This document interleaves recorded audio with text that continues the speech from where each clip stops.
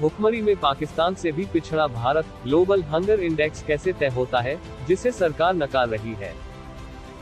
भुखमरी में 6 पायदान फिसलकर 107वें स्थान पर भारत, श्रीलंका, पाकिस्तान भी हमसे बेहतर।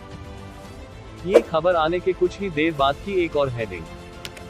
हंगर इंडेक्स को भारत ने बताया छवि खराब करने वाला, कहा भूख मापने का तरीका गलत। इन दो खबरों की हेडलाइन से साफ है कि भारत सरकार ग्लोबल हंगर इंडेक्स को नकार रही है। ग्लोबल हंगर इंडेक्स क्या होता है? दुनिया भर के देशों में भुखमरी के हालात को लेकर हर साल रिपोर्ट जारी की जाती है। इसे ग्लोबल हंगर इंडेक्स नाम दिया गया है। ये रिपोर्ट जर्मनी का गैर सरकारी संगठन वेल्थ हंगर हेल्थ और आयरलैंड का गैर सरकारी संगठन कंसर्न वर्ल्डवाइड मिलकर जारी करते हैं। इन दोनों संस्था का मुख्य मकसद दुनिया भर के अलग अलग देशों में 4 पैमानों पर गरीबी और भुखमरी के बारे में पता करना है। ग्लोबल हंगर इंडेक्स 2022 में भारत और पड़ोसी देशों की स्थिति क्या है? 121 देशों में से भारत का स्थान 107वां है। भारत उन 21 देशों में भी शामिल है जहां पर भुखमरी की समस्या काफी गंभीर मानी गई है। भारत नेपाल से 25 और पाकिस्तान से 7 पायदान नीचे है। भारत का GHI स्कोर 29.1 है, जो कि गंभीर कैटेगरी में आता है। भुखमरी का इंडेक्स कैसे तैयार किया जाता है? 1. कुपोषण, अंडरनरिशमेंट, यानी एक स्वस्थ व्यक्ति को दिन भर के लिए जरूरी कैलोरी नहीं मिलना। आबादी के कुल हिस्से में से उस हिस्से को कैलकुलेट किया जाता है जिन्हें दिन भर की जरूरत के मुताबिक पर्याप्त कैलोरी नहीं मिल रही है। 2. बाल मृत्यु का दर, हर 1000 जन्म पर ऐसे बच्चों की संख्या जिनकी मौत जन्म के 5 साल की उम्र के भीतर ही हो गई।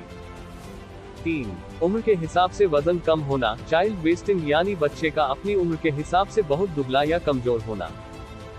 4. उम्र के हिसाब से कम लंबाई, चाइल्ड स्टंटिंग, यानी ऐसे बच्चे जिनका कद उनकी उम्र के लिहाज से कम हो, यानी उम्र के हिसाब से बच्चे की हाइट न बड़ी हो। भारत सरकार ने ग्लोबल हंगर इंडेक्स को क्यों गलत बताया है? 15 अक्टूबर 2022 को शाम 7 बजे भारत सरकार ने ग्लोबल हंगर इंडेक्स की रैंकिंग को मानने से इनकार कर दिया है। साथ ही कहा कि गलत जानकारी देना ग्लोबल हंगर इंडेक्स का हॉलमार्क बन गया है। भारत सरकार की ओर से इस रिपोर्ट पर 2 प्रमुख सवाल खड़े किए गए हैं। पहला, ग्लोबल हंगर इंडेक्स के 4 में से 3 पैमाने बच्चों के स्वास्थ्य से जुड़े हैं। ऐसे में ये डेटा पूरे देश के लोगों का प्रतिनिधित्व नहीं करता है।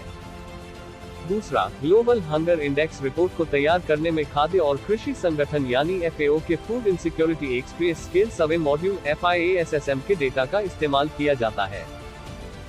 क्या ग्लोबल हंगर इंडेक्स पर भरोसा किया जा सकता है?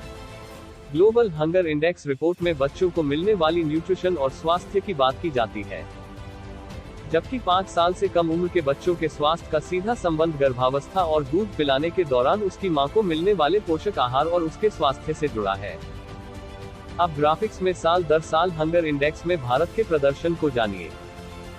इंडेक्स को बनाने के लिए अंडरनरिशमेंट का data food and agricultural organization FAO से लिया गया है। ये संयुक्त राष्ट्र की एक विशेष एजेंसी है जो दुनिया भर से भुखमरी को खत्म करने और पोषण और खाद्य सुरक्षा में सुधार के अंतर्राष्ट्रीय प्रयासों को बढ़ावा देती है। ये एजेंसी हर साल the state of food security and nutrition in the world नाम से एक रिपोर्ट जारी करती है। 2019-21 के आंकड़े बताते हैं कि भारत की 16.3% आबादी कुपोषित है। इसी आंकड़े को हंगर इंडेक्स का कैलकुलेशन करते वक्त भी इस्तेमाल किया गया है।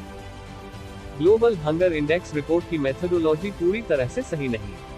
Public health expert doctor Chandrakant Lahariya के मुताबिक कोई भी मेथोडोलॉजी पूरी तरह परफेक्ट नहीं होती है, लेकिन जिस आधार पर हंगर इंडेक्स को तैयार किया गया है, ये बहुत स्टैंडर्ड और वैलिड मेथोडोलॉजी है।